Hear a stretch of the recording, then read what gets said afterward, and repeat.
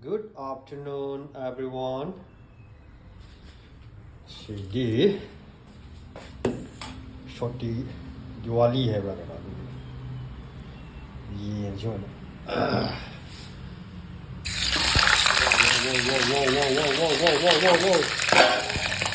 Oh my god. Oh my god. Okay. Stop shouting me. I get to another.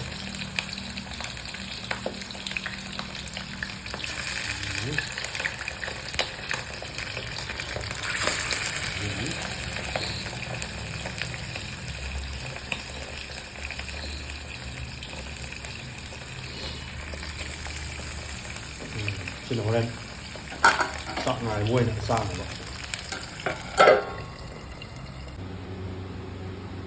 Sidi yen Thongba chaje. Na sem sa budi loire.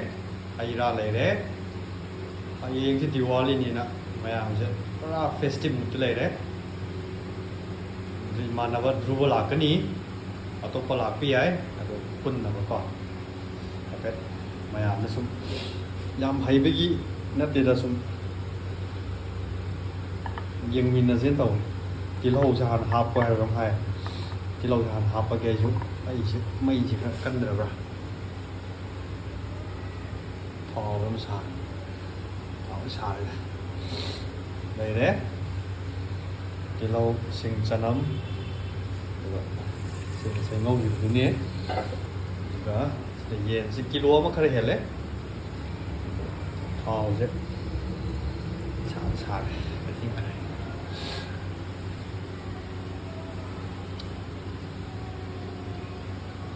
video na masi su araiba thabak koiramdre ni tawise kari yam chang jang da ye sum khut ki oi sina pai raga sum namjabani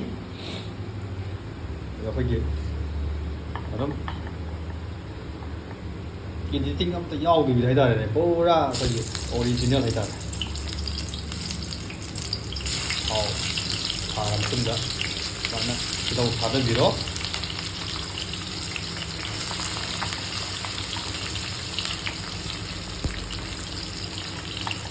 đâu thả ra gì nữa cả đó tôi sẽ hầm đấy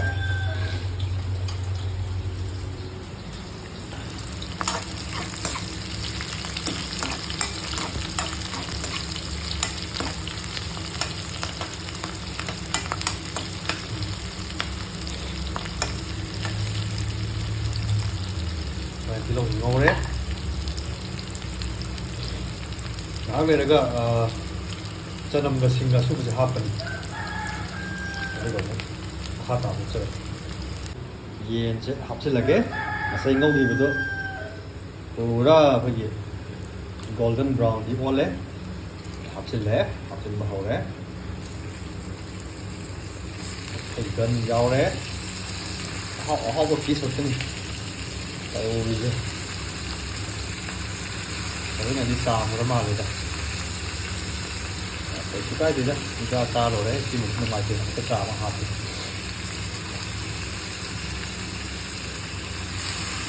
ok thì nó phong ra cái mà chú bà hấp cái rồi break sau cái time mình dùng cái nằm mà hấp cái là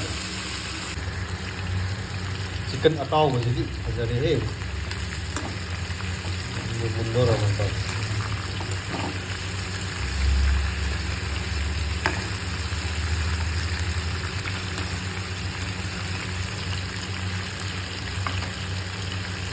người đi xì già đó nhỉ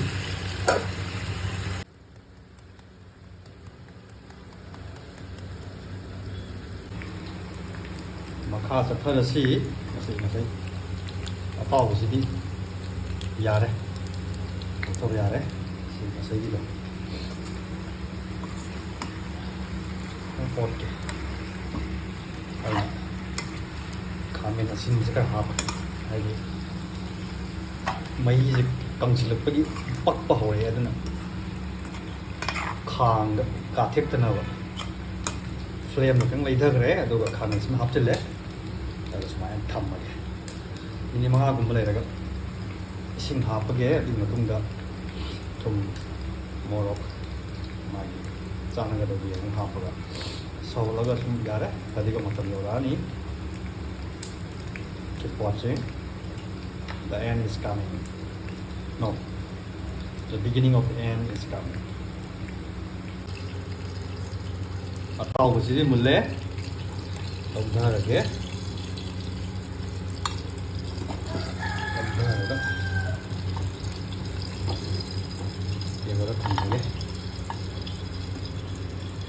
Mangal besi jauh deh. Let's go, let's go, let's go, let's go, let's go. Yore. Okay. Zapian ni ram piram ba. Chicken se lady. Akong thado pirani khalai radi. Jam talaga. So thamage. Here we are going to party today. Ruba yorkre. Yang laga hawrani. Guess you need to saw na Maog kung ang sahan din.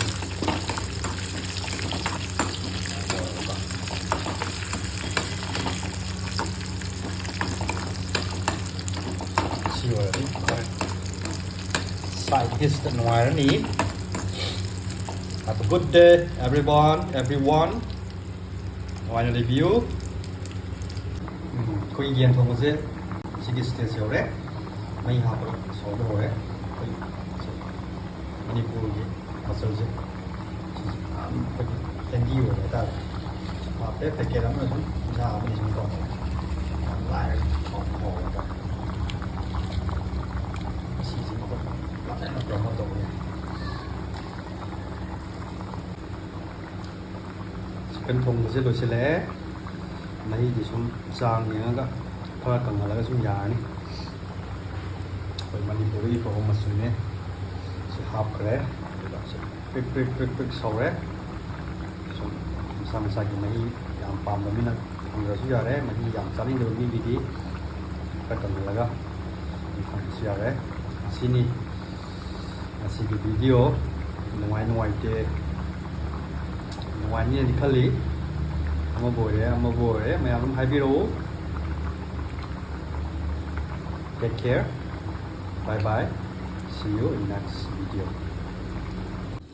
Even have the Champra mai sin lo silage na si. Pas hating nga